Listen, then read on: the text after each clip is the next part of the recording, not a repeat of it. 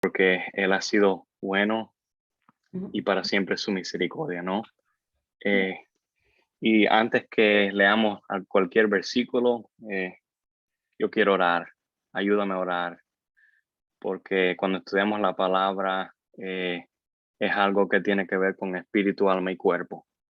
Y necesitamos estar en sintonía que el Espíritu Santo hable. Padre, te damos muchas gracias porque esta noche tú la has escogido para que tú hagas algo nuevo, como cada día lo haces, Señor. Te pido que tu Espíritu Santo ilumines tu palabra, que tú nos guíes como tú, que eres el consolador perfecto, que tú convences al mundo de justicia, de juicio y de pecado.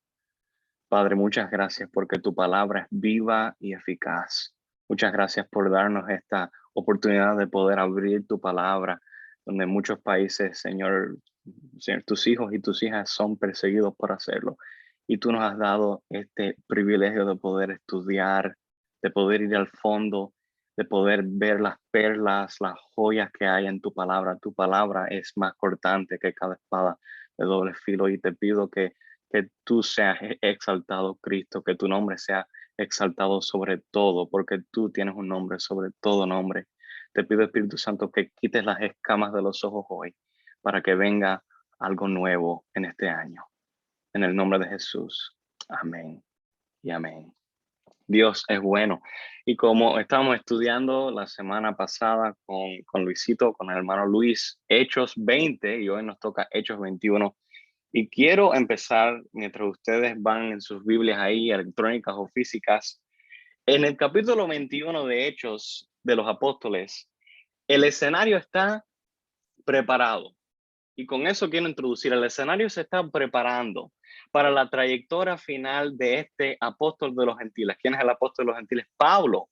El Pablo, que era Saulo de Tarso, ahora es Pablo, es un hombre transformado, es un hombre que estaba persiguiendo a los cristianos, ahora es un cristiano mismo. Él era perseguidor, ahora es un apóstol, uno que es enviado.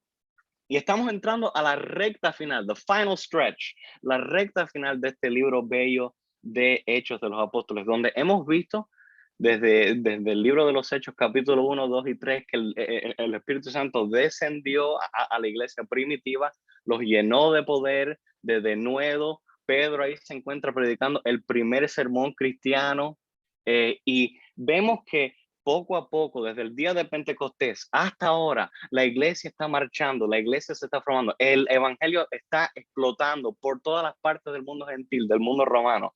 Y es ese poder, el poder del Espíritu Santo, que causa que el evangelio explote hasta el día de hoy. Tú y yo somos la consecuencia de eso. Y aprendemos también acerca de, como dije ya, la conversión de Pablo, el cual era llamado Saulo de Tarso, y este es usado como un instrumento útil. Nos acordamos que de su gran conversión, ya lo hemos estudiado en el libro de los Hechos capítulo 9, pero muy importante versículo 15, donde Dios utiliza a Ananías, un hijo de Dios, un discípulo de Cristo, para ir a orar por Pablo, y las escamas le salieron de los ojos. Y Pablo de ahí fue marchando, predicando el evangelio. Y él dice, desde Ilírico, estoy leyendo desde Romanos 15, 19, desde Ilírico, desde Jerusalén y a los alrededores de Ilírico, todo lo he llenado del evangelio. Todo, todo. Ese era el mensaje. Pablo decía, yo predico a Cristo y este crucificado. Esa es mi trayectoria. Ese es mi deber. Eso es lo único que me importa. Lo demás lo considero basura por predicar el nombre de Cristo. Y el contexto de este capítulo es uno triste porque como estábamos estudiando con el hermano Luis, Pablo se está yendo, está despidiéndose de la congregación de Efesios, una iglesia que él plantó, una iglesia que él ayudó como apóstol a crecer. That was his baby, ese era su bebé. Y como se puede decir, como alguien que es un mentor, él ayudó a poner la fundación de esa iglesia en Efesios.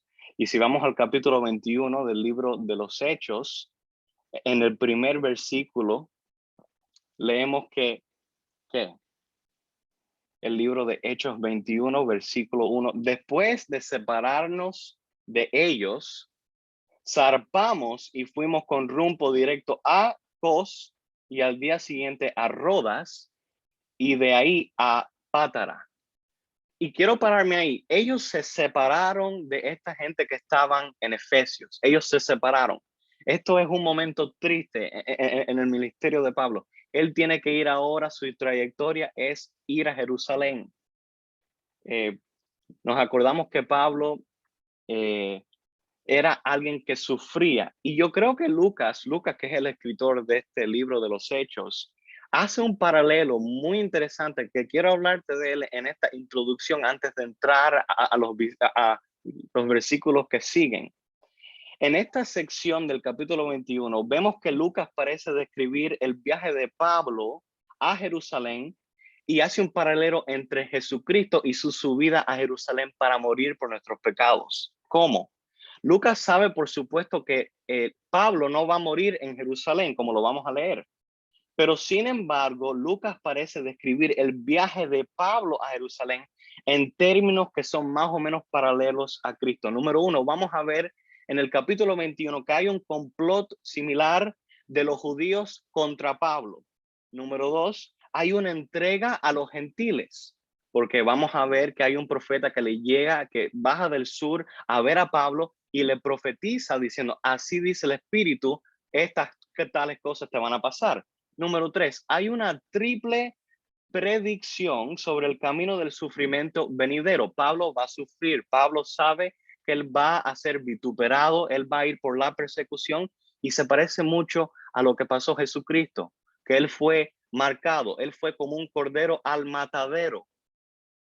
Aquí viene el Cordero del mundo. Juan el Bautista le dice cuando viene, ve a Jesús caminando a él. Aquí es el Cordero, he aquí el Cordero de Dios que quita el pecado del mundo.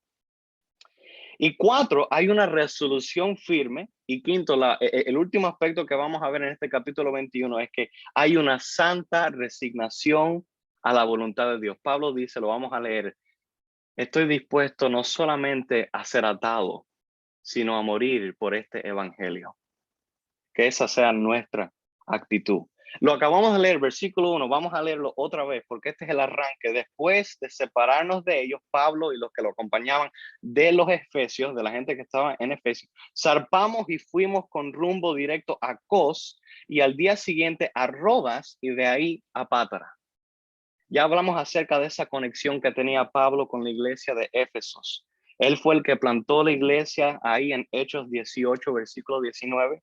Él pasó, nos tenemos que acordar que Pablo fue maestro, él enseñó en Éfeso de 2 a 3 años, se pasó ahí en esa ciudad enseñando, predicando el evangelio en la casa en la escuela, perdón, de un tal llamado Tirano. Eso lo pueden ver en Hechos 19, de los versículos 8 al 10. Y este era su bebé. Él amaba a la iglesia en Éfeso y él amaba a todas las iglesias, pero tenía una conexión especial con Éfeso. Tan especial que le escribió una carta que ahora es parte de las escrituras divinas a la iglesia en Éfesos.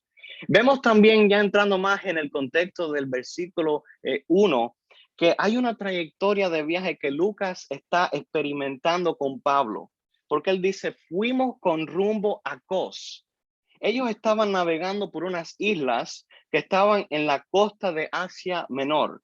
La pequeña isla de Kos era un estado libre en la provincia de Asia y Rodas quedaba al sureste de Kos. Lo quiero y le pregunté a la querida pastora si me dejaba eh, eh, si me dejaba estar aquí y enseñarles mi, mi sistema. No creo que me va a dejar. Sí, quería hacer. Porque les quería enseñar un mapa para que lo puedan ver físicamente con sus ojos, porque eso ayuda para ver la trayectoria que Pablo cruzó con Lucas y los que lo acompañaban. Estoy tratando de...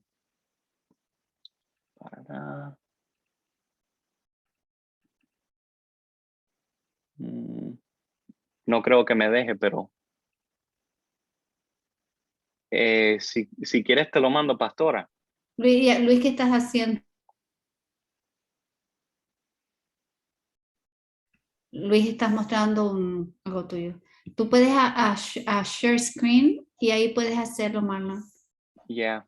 Lo que me está poniendo aquí como una preferencia, Open System Preferences, parece que tengo que hacer un... Mándamelo y yo lo pongo. Ok, sorry. No es ok. Déjame...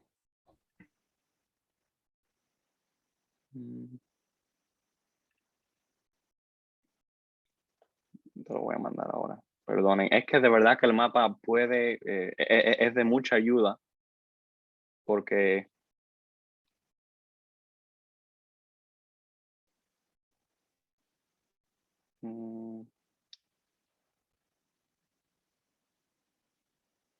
ya se lo mandé, pastora, por WhatsApp.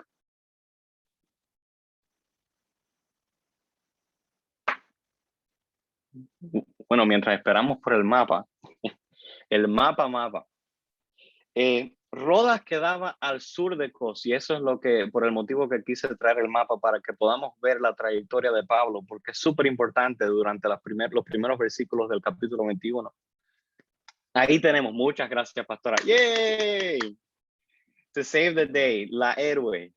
Aquí tenemos el mapa, y es súper interesante porque no se ve Mileto, la isla de Mileto. Cos está directamente abajo de Mileto, y Rodas es la isla de la cual estamos hablando. Y de ahí, de Rodas quedaba, como dijimos, al sureste de Cos, y era también el nombre de la capital que tenía. Era una ciudad, Rodas, que recibió mucha prosperidad en tiempos pasados. Y también Rodas, yo lo encontré súper interesante, era el lugar donde se encontraba la sexta maravilla del mundo en ese tiempo, que se llamaba el Coloso de Rodas. Muy interesante. Patara, que lo vemos directamente, Rodas, la isla. Si seguimos un poquitico para el norte, para el este, está la isla de Patara. Muchas gracias, pastora. Patara era una ciudad portuaria, y lo vemos que era deporte, y era muy ocupada a la extrema parte del sur de la Asia Menor. Y cuando yo estaba leyendo este versículo y estaba viendo el mapa para poder familiarizarme, estaba diciendo, Señor, gracias por el transporte moderno. Gracias por el avión. Gracias por el tren. Ya yo sé que hay un tren que viaja desde Francia a Inglaterra. Yo le decía, gracias, Señor, porque si Pablo ¿dónde hubiera llegado Pablo si hubiera tenido un avión? Un jet privado. ¿A dónde hubiera llegado este hombre con el evangelio si tuviera el transporte que nosotros tenemos ahora? Pero bueno, pero que Pablo no lo tuvo, eso habla párrafos, habla mucho más por su dedicación, por su llamado, como Dios lo usó. Y yo creo que Dios lo hizo a propósito. Dios no permitió que Pablo llegara en este tiempo, porque en ese tiempo él iba a hacer un punto, que esto no se trata de jet privado, esto no se trata de avión, esto se trata de donde el Espíritu Santo quiere que llegue. Ese es el poder, no es el avión. Es el Dios que tenemos, que es más grande que eso. Versículo 2, vamos a leerlo. Dice, y hallando un barco que pasaba ¿a dónde? A Fenicia,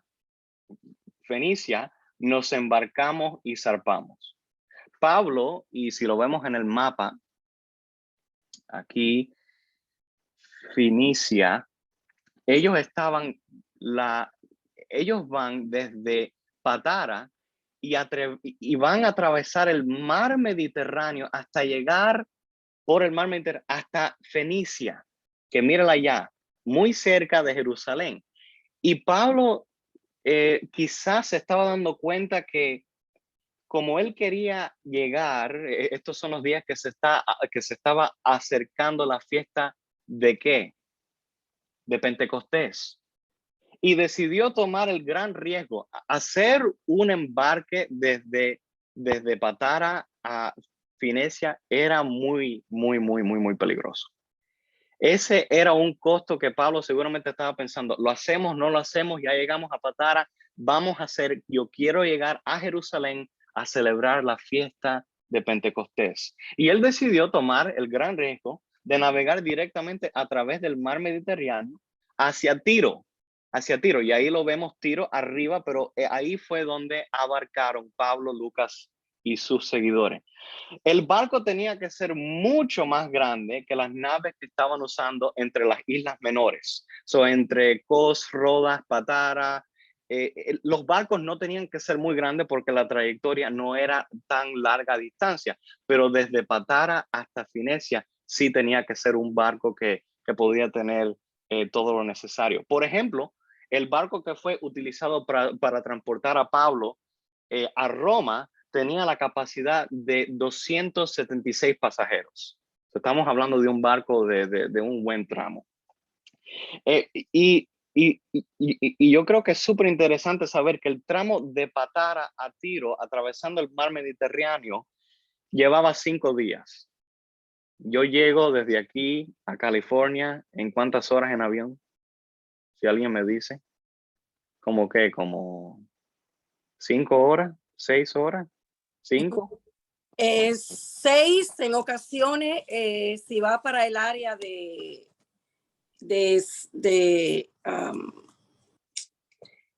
¿cómo se llama? Donde está el puente este famoso. San Francisco. San Francisco. Si va para San Francisco, coge de Miami 6 horas. 6 hours going west, 5 hours going east because you're going with the tailwinds.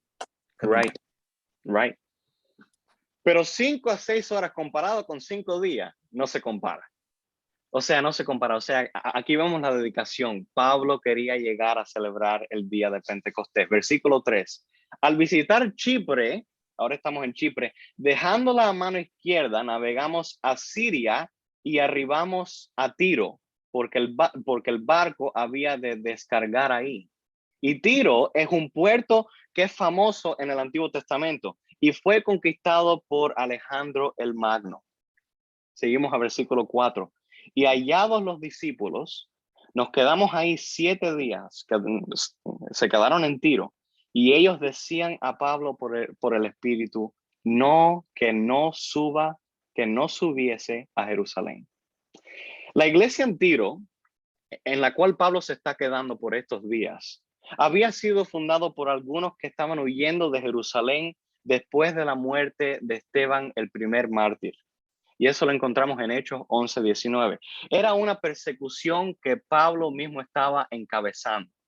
Acordémonos que Pablo no es meramente no sé si me oyen. Pablo no es meramente, no siempre fue el gran apóstol de los gentiles. Pablo era un perseguidor. ¿Y cómo? Es que solamente el amor entre cristianos lo puede cubrir. Pablo ahora se está quedando en la iglesia de Tiro, que fue fundada como consecuencia de la persecución que él estaba encabezando. Eso se llama perdonar a los que te han ofendido, no tenerlo por cuenta.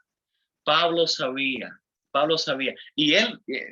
Nos tenemos que acordar que al principio, cuando Pablo se convierte, tiene su experiencia de conversión y él se presenta ante los cristianos. Cuando se dan cuenta los cristianos que Saulo estaba en medio de ellos, se quedan, el asesino es uno de nosotros. El gran Saulo está en nuestro equipo. Ahora, ¿qué cosa más? Dios hace barbaridades. Dios convierte a sus enemigos en sus discípulos, en sus instrumentos. Por eso cuando nosotros vemos que hay alguien que se opone al evangelio, nuestro primer pensamiento debería ser, ese es uno que Dios puede cambiar a mi equipo. Ese es uno que Dios me puede usar a mí como vocero del evangelio para agarrarlo, que el Espíritu Santo lo agarre, que se haga parte de mi familia, de la familia de Dios. Nosotros somos la familia de Dios. Y Pablo está en la iglesia en Tiro, que fue fundada por sangre de Esteban, el mártir. Y Pablo se queda ahí. Y aquí le dicen, la iglesia en Tiro y los que le seguían le dijeron a Pablo que no subiese a Jerusalén. Y aquí te quiero decir que Pablo no estaba siendo desobediente al Espíritu. No, esto no es el Espíritu Santo diciéndole a Pablo que no vaya a Jerusalén. Lo tenemos que ver en su contexto. Esto no era una orden, sino que el Espíritu le había revelado a los creyentes de Tiro los sufrimientos que iban a venir sobre Pablo en Jerusalén. Y con gran amor que la iglesia de Tiro tenía a Pablo, le estaban queriendo decir, Pablo, por favor, no vayas a Jerusalén. Como que si yo sé si mañana Alberto, alguien le va a pisar el dedo gordo del pie. Y yo lo sé porque el Espíritu Santo, estoy dando un ejemplo práctico. Alberto, mañana en el nombre de Dios nadie te va a pisar el pie, tú eres cabeza y no cola. Pero si yo lo sé y yo tengo un amor por Alberto, yo le voy a decir, Alberto, tú vas a hacer la voluntad que Dios tiene en tu vida, pero yo como tu amigo no quiero que sufras. Esto es lo que estaba haciendo la iglesia en Tiro. Pero Pablo, como lo vamos a ver, tenía su mirada puesta sobre Jerusalén y como lo hizo Cristo. Los evangelios dicen que Cristo puso su mirada sobre Jerusalén. ¿Por qué? Porque en Jerusalén estaba su convicción como criminal. Estaba que lo iban a condenar, perdón. Su condenación como criminal estaba ahí. Su muerte como cordero estaba ahí. Y la voluntad perfecta del Padre era que de tal manera amó él al mundo, Dios al mundo, que mandó, él dio a su Hijo unigénito, y él lo amó de tal manera para que para que nadie perezca. Lo dije diferente no dije el versículo directo para que ustedes estén aquí conmigo aquí, porque esto se va a poner bueno. Mira lo que dice Hechos 20:22. Ahora he aquí, ligado yo en espíritu, Pablo está hablando aquí, voy a Jerusalén sin saber lo que allá me ha de acontecer. Pablo aquí está hablando y está diciendo, yo voy con un propósito a Jerusalén. No sé lo que me va a pasar, pero yo estoy ligado con el Espíritu. Pablo, como todo creyente, estaba siendo guiado por el Espíritu Santo. Y hasta le dio a saber, el Espíritu le dio a saber, porque en el próximo versículo, Hechos 20:23, dice, salvo que el Espíritu Santo por todas las ciudades me da testimonio, diciendo que me esperan prisiones y tribulaciones. O sea que no podemos decir que cuando estudiamos el capítulo 21 de Hechos, no podemos decir que la iglesia de Tiro estaba diciéndole, Pablo, el Espíritu nos ha dicho a nosotros que no vayas, pero el Espíritu le había revelado a ellos lo que iba a suceder en Jerusalén y Pablo lo sabía. Porque un capítulo antes, en el capítulo que estudiamos con Luisito, él admite, yo sé que me esperan prisiones y me esperan tribulaciones. Pero la misión de Pablo a ir a Jerusalén no solo le fue revelada por el Espíritu, él no solo le fue revelado las prisiones y las tribulaciones que iba a pasar, pero en Hechos 20:24, mira lo que Pablo dice. Seguimos en ese bello capítulo 20, pero de ninguna cosa hago caso, ni estimo preciosa mi vida para mí mismo, con tal que acabe mi carrera con gozo y el ministerio que recibí del Señor Jesús para dar testimonio del evangelio de la gracia de Dios. Pablo tenía una trayectoria marcada, firme. El que comenzó la buena obra la perfeccionará hasta el día de Jesucristo. That's my hope. Esa es mi esperanza, que el que lo comenzó lo va a terminar, que yo tengo una trayectoria, que yo tengo un deber, que yo tengo una misión, predicar el evangelio en temporada y fuera de temporada, cuando me conviene, cuando no me conviene, en prisiones y tribulaciones y cuando no hay nadie, estoy chévere, gozándola. Pero el secreto del cristiano es que mi gozo es, el gozo del Señor es mi fortaleza.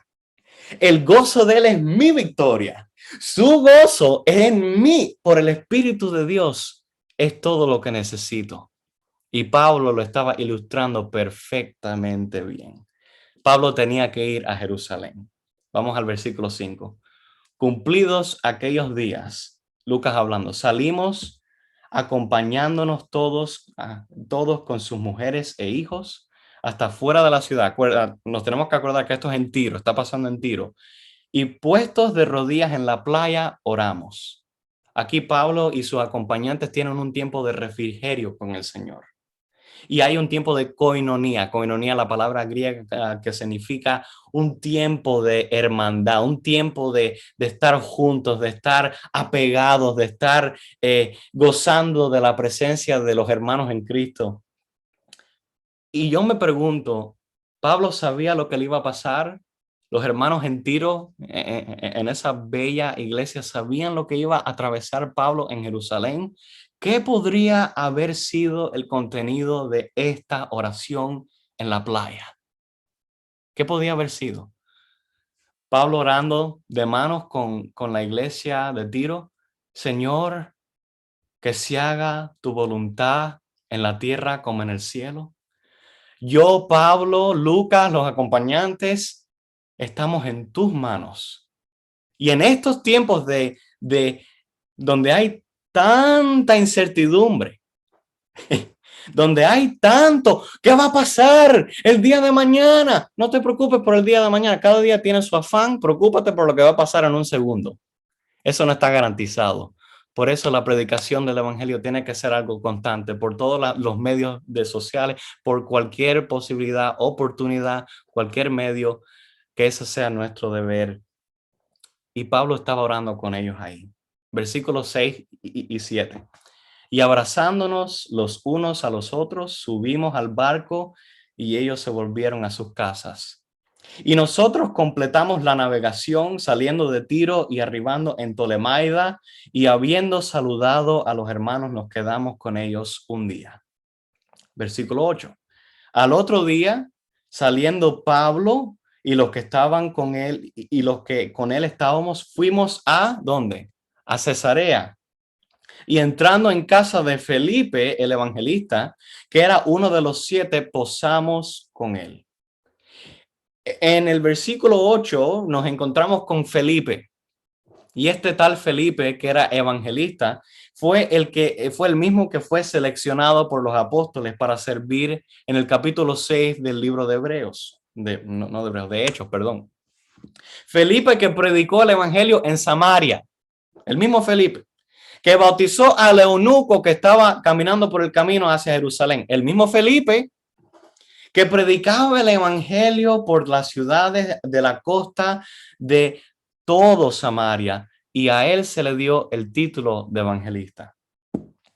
El evangelista es uno de los ministerios cardinales dados por Cristo. Eso lo encontramos en Efesios 4, versículos 11 al 12. Dice, y él mismo, hablando de Cristo, aquí es Pablo, él escribió a los Efesios, y Cristo aquí, él mismo constituyó a unos, ¿qué? Apóstoles, a otros profetas, a otros evangelistas, a otros pastores y maestros, a fin de que, si alguien te pregunta, oye, dime algo, ustedes los cristianos tienen muchos títulos, maestro, profeta, pastor, evangelista, ¿para qué? ¿Para qué tanto? Ten un líder solamente, ten alguien que lo sepa todo y que lo haga todo. Pero mira lo que Pablo dice, mucho cuidado. Mira por qué tenemos que respetar estos ministerios que Cristo nos ha dado a la iglesia. Son bellos, tenemos que protegerlos, tenemos que respaldar los regalos, los dones y los ministerios. Mira lo que dice Pablo.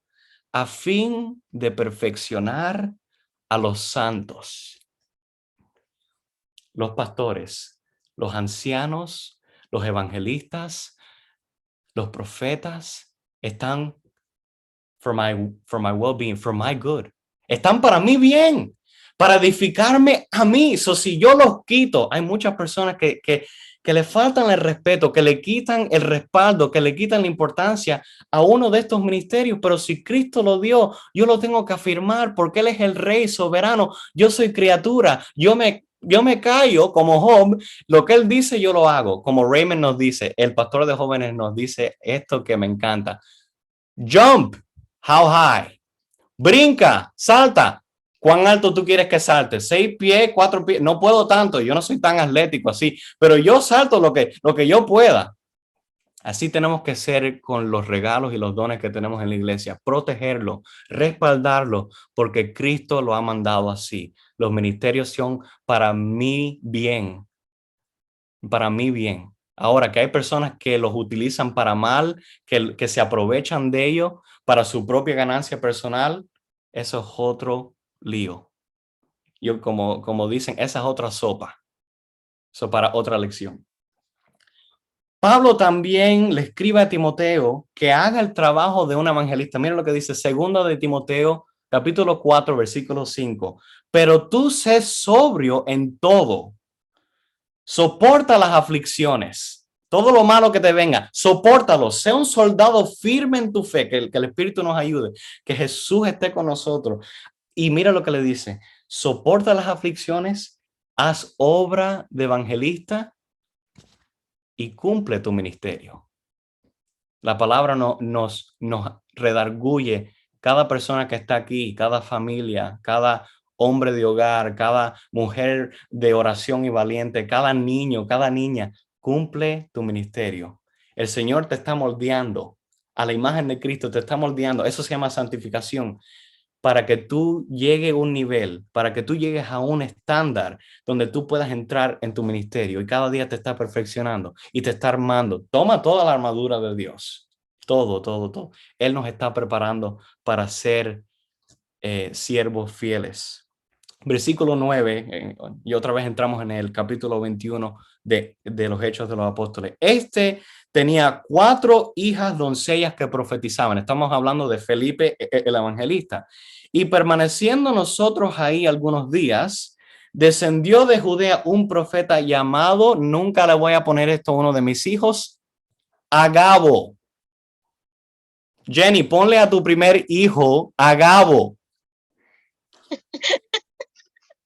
Quien viniendo a vernos, tomó el cinto de Pablo y atándose los pies y las manos dijo, esto dice el Espíritu Santo.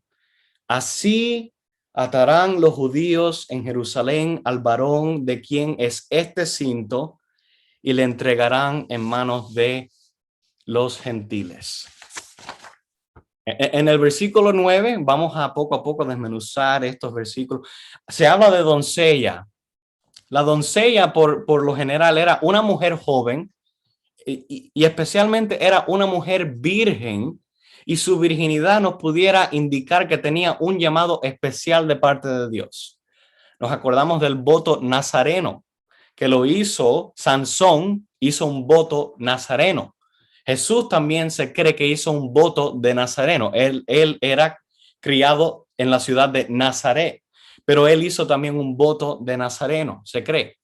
Y el voto nazareno era ¿para qué? Para guardar a una persona, indicar lo que éste era separado. Hablamos de santidad. Santidad no significa también no solamente actitud, moralidad perfecta, sino apartado, de ser apartado de ser separado para un ministerio, para una vocación especial. Eso significa ser apartado, ser santo para el Señor. Nosotros somos los santos del Señor. Hemos sido apartados para Él y solamente para Él. Pero la doncella tenía esto, indicaba su virginidad, nos pudiera indicar un llamado especial de parte de Dios, pero Lucas no revela la naturaleza de la profecía. Nos acordamos que estas doncellas todas eran profetas. Lucas no revela la naturaleza de su profecía. Podían tener un ministerio de profecía con continuidad, o sea, que ellos profetizaban constantemente en la iglesia local o lo hacían en otras partes, lo hacían para los hermanos, le daban mensajes de refrigerio, los inspiraban, o solamente profetizaron una sola vez.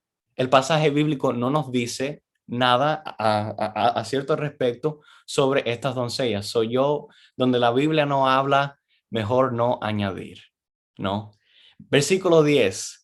Este mismo profeta Agabo, del cual leemos en el versículo 10, era el mismo que profetizó 15 años antes de los acontecimientos estos acerca de una hambruna severa que iba a pasar en Judea y en los alrededores. Si quieres, puedes leer más acerca de eso en los Hechos, capítulo 11, versículos 20 al 28. Y en el versículo 11, que lo acabamos de leer, vemos como los profetas, leemos más acerca de este Agabo. ¿Y Agabo qué hace el tal Agabo, el profeta Agabo? ¿Toma qué? Un cinto. ¿Y lo usa para qué? Atar las manos, atarse para significar lo que le iba a pasar a Pablo en su jornada, en su viaje cuando llegue a Jerusalén. Y Agabo no hace algo diferente, no hace algo que nunca se ha visto, porque en la Biblia y especialmente en el Antiguo Testamento, los profetas accionaban sus profecías. O sea que ellos usaban algo en el mundo físico, material, para ilustrar lo que iba a significar su profecía. Y Agabo usa el cinto de Pablo para ilustrar su conflicto en Jerusalén. Y los líderes religiosos, que eran sus propios hermanos. Nos tenemos que acordar que Pablo no era gentil, él era ciudadano romano, pero él no era de nacer romano, él era judío. Él se autodescribe en sus cartas como que uno de la tribu de ¿qué? De Benjamín. Benjamín, una de las 12 tribus de Israel. Él era judío, fariseo de fariseo, apto, él estaba metido en la ley y ahora, miren la ironía, sus hermanos, sus parientes judíos lo iban a apresar y lo iban a entregar a las manos de los gentiles. Veamos este amor que Pablo le tiene en su carta a los santos en Roma, su carta a los romanos. Él dice en Romanos 9, versículos de 1 al 3, verdad digo en Cristo, Pablo hablando, no miento y mi conciencia me da testimonio en el Espíritu Santo que tengo gran tristeza y continuo dolor en mi corazón. ¿Por qué, Pablo? ¿Por qué estás triste? Porque desearía yo mismo ser anatema. Mira lo que Pablo está diciendo aquí. Estamos hablando de sus hermanos los judíos. Yo quisiera ser yo anatema, separado de Cristo por amor a mis hermanos, a los que son mis parientes según la carne. Él está hablando aquí de sus parientes, los judíos. El gran amor que tenía Pablo por el mismo pueblo que rechazó al Mesías. La luz vino a ellos. Juan capítulo 1 dice que la luz se acercó y los hombres no querían nada que ver con la luz. Israel no quería nada que ver con la luz. Y ellos dijeron, cuando estaba siendo juzgado nuestro Señor Jesucristo, y Poncio Pilato pregunta, ¿y qué voy a hacer con él? ¿Quieren que deje ir al Barrabás, al homicida, al asesino, al criminal, pero al santo, el que no ha hecho nada mal? ¿Qué hago con él? Crucificadle, que su sangre sea sobre nosotros. El pueblo israelita toma responsabilidad sobre la sangre, pero es gloriosa la palabra de Dios porque dice que la sangre, esa sangre que fue derramada en el monte Calvario, un día va a venir un avivamiento al pueblo israelita y ellos van a saber que ese que ellos traspasaron es el Cordero de Dios. Él es el Santo de Israel. Él es la consolación de Israel. Él es el camino, la verdad y la vida. Y ni te atrevas a buscar otro camino porque you're gonna fail, vas a fallar. Sus propios hermanos y los parientes de él eran los que lo iban a atar a Pablo, lo iban a querer matar, como lo vamos a leer pronto, y literalmente sería atado con 2 cadenas. Falsamente acusado por los judíos, arrestado y encarcelado por los romanos. ¿Cuál es la aplicación? Quiero hacer un paréntesis aquí. Pablo recibe la profecía de Agabo que como el cinto va a estar puesto y fue puesto sobre Agabo, así va a ser en Jerusalén con los judíos y los romanos. ¿Y cómo lo puedo aplicar a la iglesia de hoy en día? Porque la palabra es entendible, tiene un contexto, pero debe ser aplicada a mi vida hoy, tiene una aplicación personal. La iglesia de Cristo puede sufrir persecución.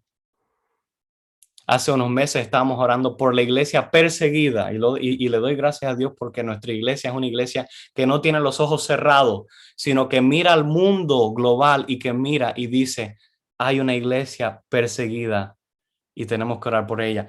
Pero en medio de la persecución, lo lindo es que nunca sufrirá una derrota completa.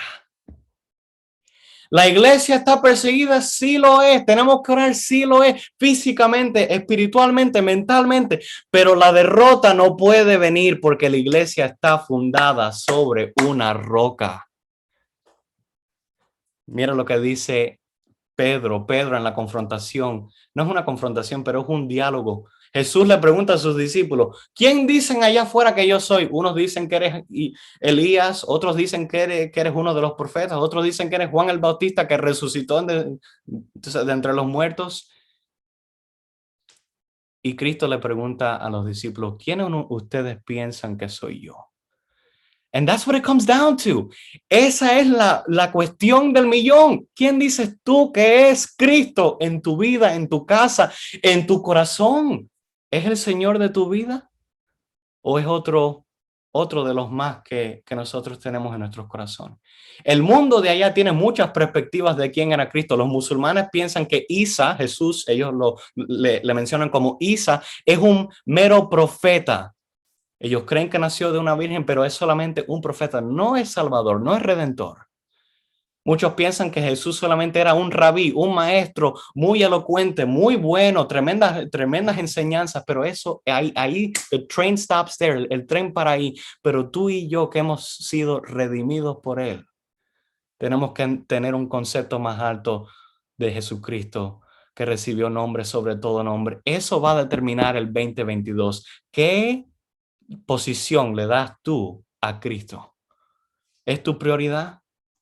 Él dice, el que piensa, el que tiene a madre o a padre o hijo, él mete a toda la familia, el familión completo, suegra y todo el mundo.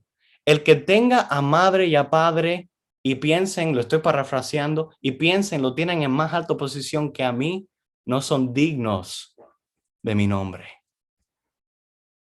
Y él, wow. Eso no significa que no tenemos que tener amor por nuestra familia. No, eso no es lo que Jesús está diciendo. Jesús está hablando a la prioridad de mi vida, de tu vida. ¿Cuál es la prioridad? Que sea Cristo. Porque la iglesia ha sido edificada sobre una fundación inmovible, como ya dijimos. Y Pedro ahora dice, tú eres el Cristo. Cristo le pregunta, ¿quién dice que soy? Pedro dice, tú eres el Cristo, el Hijo del Dios viviente. Entonces le respondió Jesús, Mateo 16, 15 al 18. Bienaventurado eres Simón, hijo de Jonás, porque no te lo reveló carne ni sangre, sino mi Padre que está en los cielos. Y yo también te digo que tú eres Pedro, y sobre esta roca edificaré mi iglesia. Y esta parte me hace los pelos, the goosebumps, los pelos se me resalen, y las puertas del Hades no prevalecerán contra ti, contra mí, contra la iglesia. El 2022 puede venir como un león rugiente, pero hay un escape, hay un rescate, y ese es el Señor Jesucristo. Salmo 118, versículo 22. Esa fundación es Cristo, la fundación del que él está hablando ahí. Él es la roca, la piedra que fue desechada, Cristo que fue desechada por los edificadores, ha venido a ser la piedra, la cabeza del ángulo. La que fue desechada por los judíos se volvió la única piedra que tiene verdadera fundación. El que hace su hogar, el que funda su hogar en algo que no es eso es arena que vienen las lluvias, las tormentas, los vientos violentos, y la casa se derrequetumbó. Versículo 12.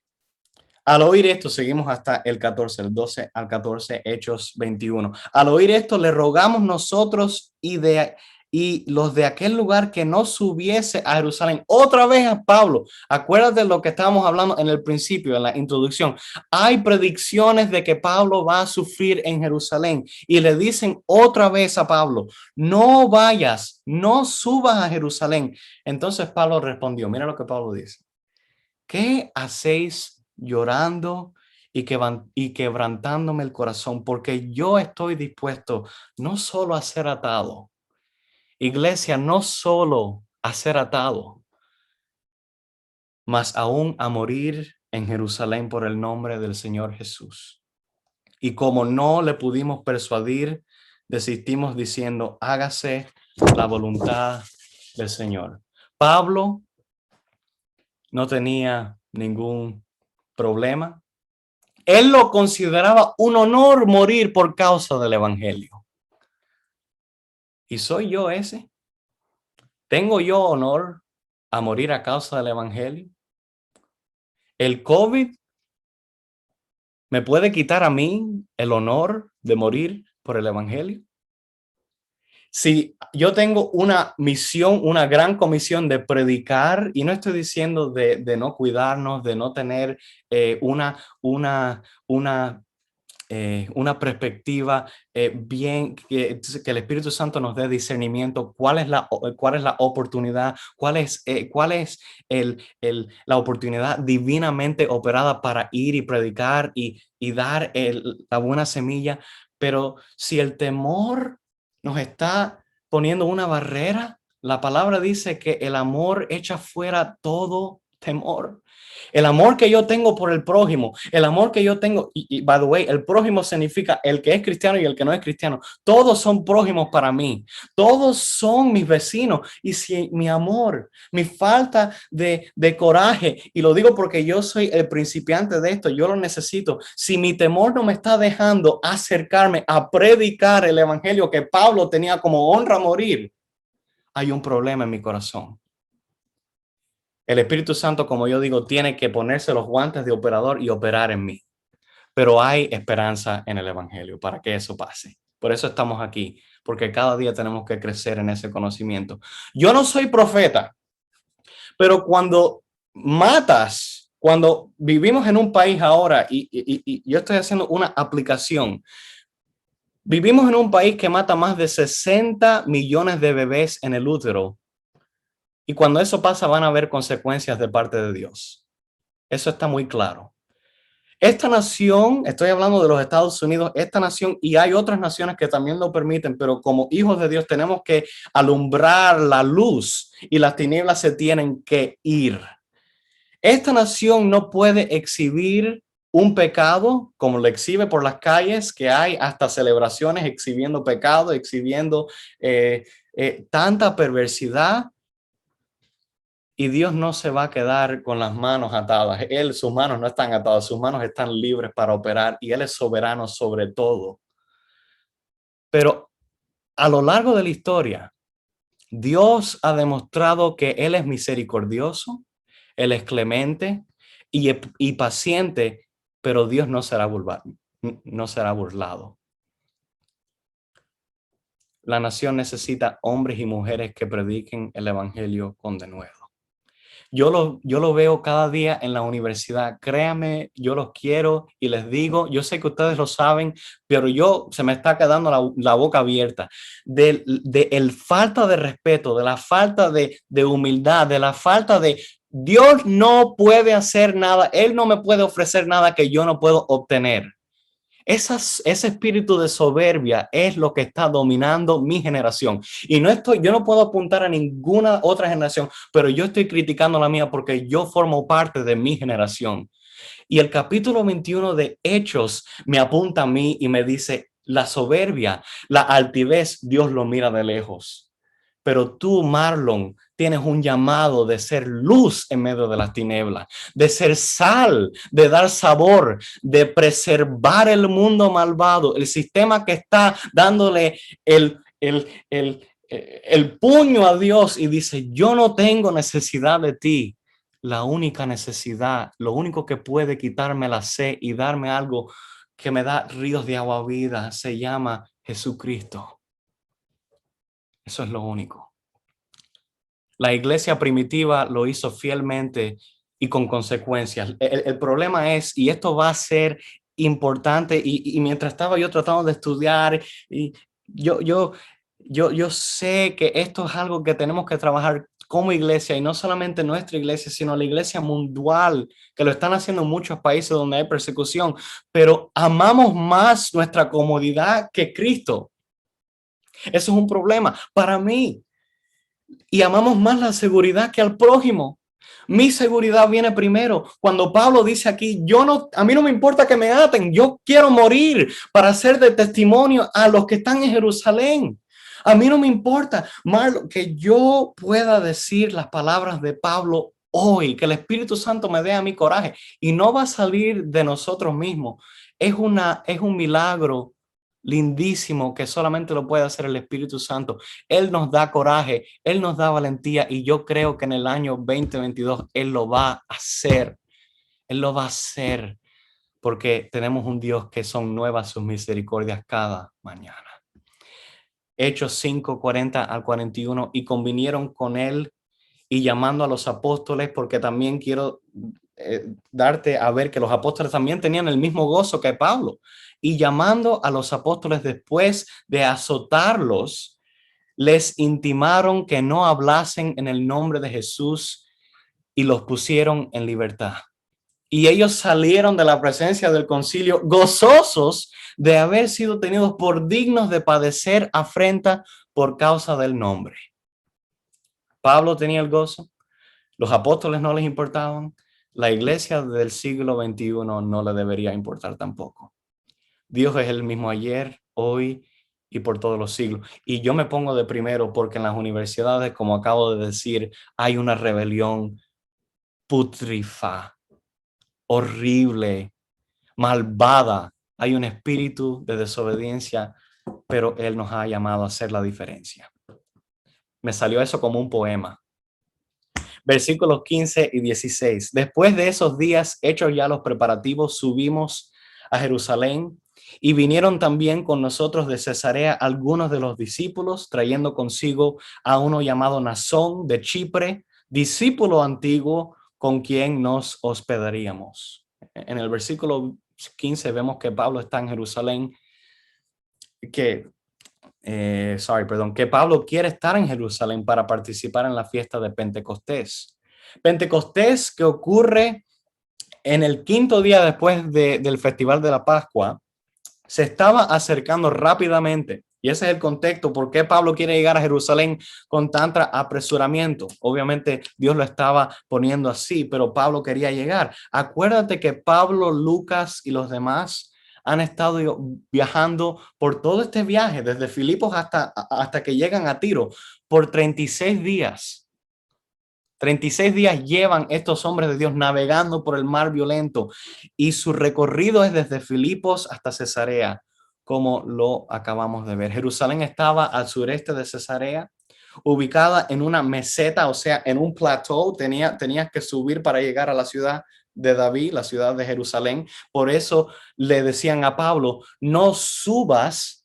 La Biblia dice que le estaban diciendo que no subiese a Jerusalén, porque normalmente el viajero, cuando estaba en su peregrinaje a la ciudad santa, tenía que subir porque Jerusalén queda en monte alto. Y vemos que Nasón también en el versículo 16 puede ser su nombre, el nombre de este Nasón, porque él era un judío, helenístico, o sea que un judío que también tenía un acercamiento con la cultura griega. Y si este fue el caso, ¿por qué Pablo y sus acompañantes dijeron, Nasón, ven con nosotros?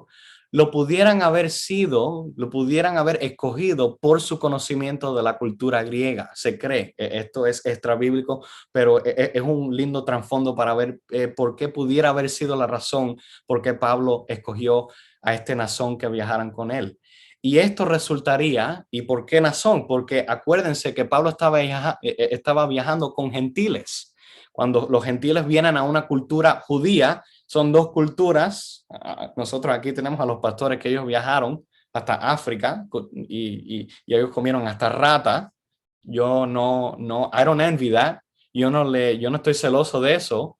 Quédate con las ratas, por favor, que el Señor me dé fortaleza para comerme las ratas, o no sé, legumbre o algo así. Por favor, Señor, ten misericordia.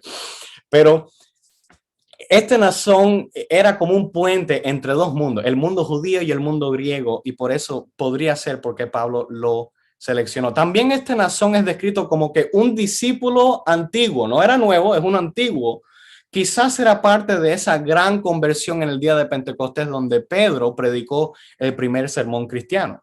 Saltamos al versículo 17. Cuando llegamos a Jerusalén, los hermanos nos recibieron ¿con qué? Con tristeza. Ay, Pablo, ¿por qué viniste? Con gozo. Ellos tenían gozo. ¿Por qué el gozo? Bueno, puede ser, te voy a dar dos motivos. Los otros los puedes estudiar tú. Yo sé que el Espíritu Santo puede, él te puede enseñar algo a ti que no me lo ha dicho a mí. Porque primera, esto fue por la ofrenda que traía Pablo de parte de las iglesias gentiles. Acordémonos que Pablo está recorriendo en su tercer viaje misionero. Él está yendo por todas las iglesias gentiles de la Asia Menor, y la iglesia judía en Jerusalén estaba en una gran necesidad. Había persecución.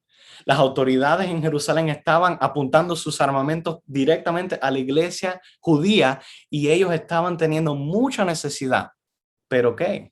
Los judíos que estaban criticando a los gentiles ahora están siendo ayudados por la iglesia gentil. ¡Qué cosa más linda! Eso se llama hermandad. Somos un cuerpo, somos una viña, somos obreros en la viña del Señor. Y eso es lo que tenemos que hacer. Necesitamos unidad en el cuerpo de Cristo. Pero dos, la razón más importante por qué el gran gozo de los líderes de la iglesia de Jerusalén con Pablo, porque se estaban gozando al escuchar los nuevos creyentes que surgían a causa del evangelio de Pablo entre los gentiles. Ellos tenían gozo con la ofrenda. Don't get me wrong, no me malinterpreten. Ellos estaban gozosos por la ofrenda, pero más gozoso, un cristiano debería estar más gozoso cuando una alma da su vida a Jesucristo. Cuando alguien dice, Señor, yo me humillo ante tu cruz y quiero que tú seas Señor y Salvador de mi vida. No soy nada sin ti. Por eso se estaban gozando. Versículo 18. Y al siguiente día Pablo entró con ellos a ver a Jacobo y se hallaban reunidos todos los ancianos. Jacobo, ¿quién era este Jacobo? Este Jacobo era el medio hermano de Cristo. Este Jacobo era el pastor principal de la iglesia en Jerusalén. Y no nos podemos confundir con Jacobo, el hermano de Juan, el cual fue matado por Herodes. Son dos Jacobos. Jacobo, el medio hermano de Cristo, Jacobo, el que fue matado por el rey Herodes. Dos Jacobos. Estoy hablando del pastor de Jerusalén. Este Jacobo también articuló, fue el mismo que en el gran concilio de Jerusalén fue el que aseguró la libertad a los gentiles con respecto a las cosas ceremoniales de la ley.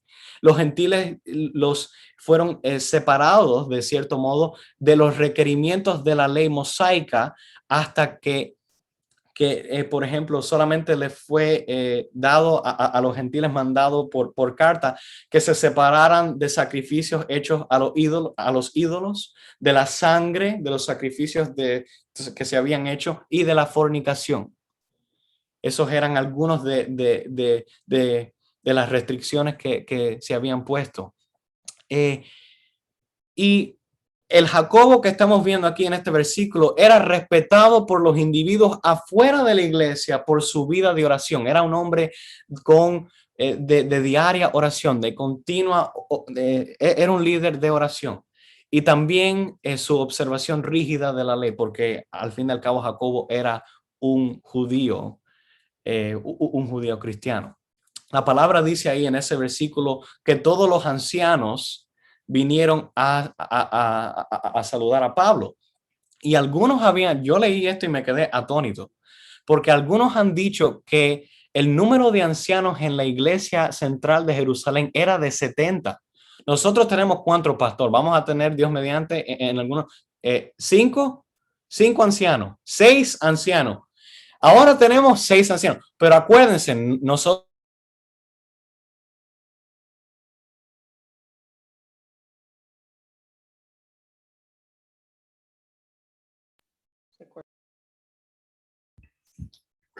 Hubo un problema técnico. Parece que perdimos al predicador, al maestro.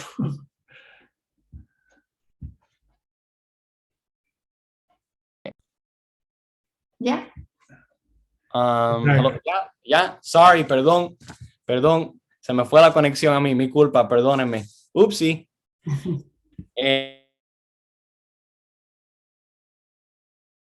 Ahora.